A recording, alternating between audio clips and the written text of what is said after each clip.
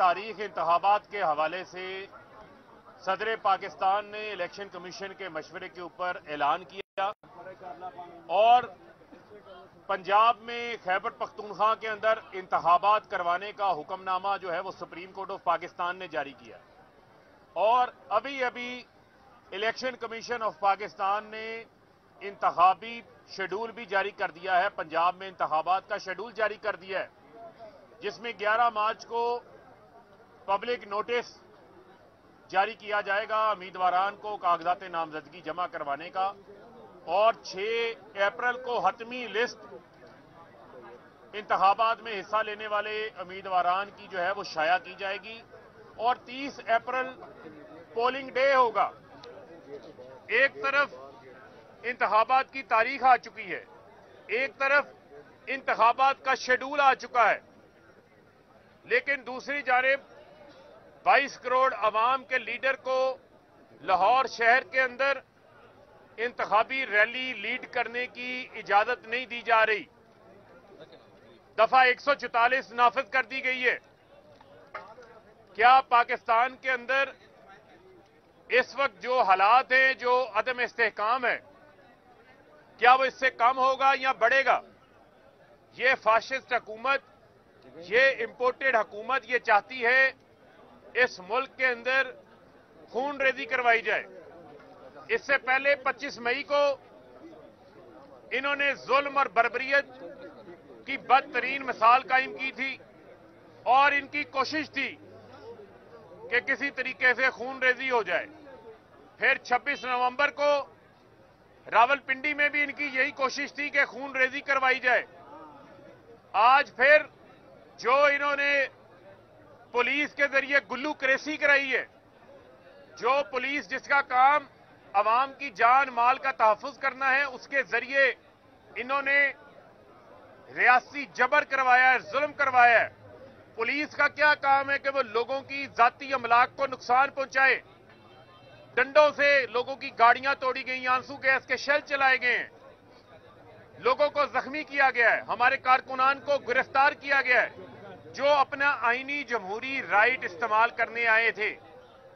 और तमाम रास्ते, ज़मान पार्क को आने वाले तमाम रास्ते, लाहौर की मेन सड़कें, शाहराए कंटेनर्स लगाकर जो है वो बंद कर दी गई हैं।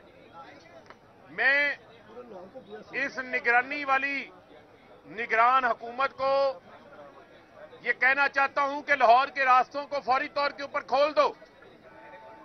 इंतखाबी शेड्यूल भी आ चुका है और आप दफा 144 के नाम के ऊपर सुप्रीम कोर्ट के जो अहकामात हैं और जो आईन इजाजत देता है आपको हर सियासी जमात को अपनी इंतखाबी मुहिम चलाने के हवाले से, उसके ऊपर आप उसकी हुक्म अदूली कर रहे हो।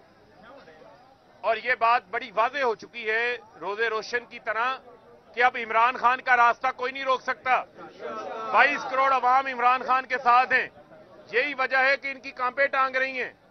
जो जामपुर का नतीजा आया इंतखाबात का, उसके जरिए तमाम लोगों की आंखों के आगे जो धूल थी वो भी झड़ चुकी है।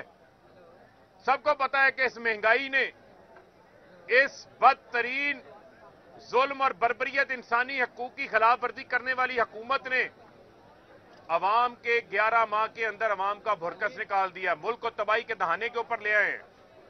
और हम बार बार अपने लोगों को हमने ये तलकीन की है कि आप लोगों ने पुरअमन रहना है। हमने किसी किस्म की इनकी साजिश का शिकार नहीं होना।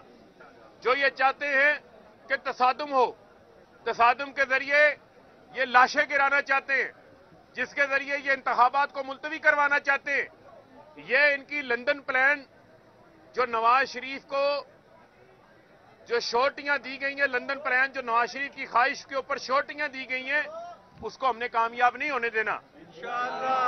और मैं एक बार फिर इनको कहना चाहता हूं कि आपके जो मजमूम मकासद हैं उनके अंदर हम आपको कामयाब नहीं होने देंगे।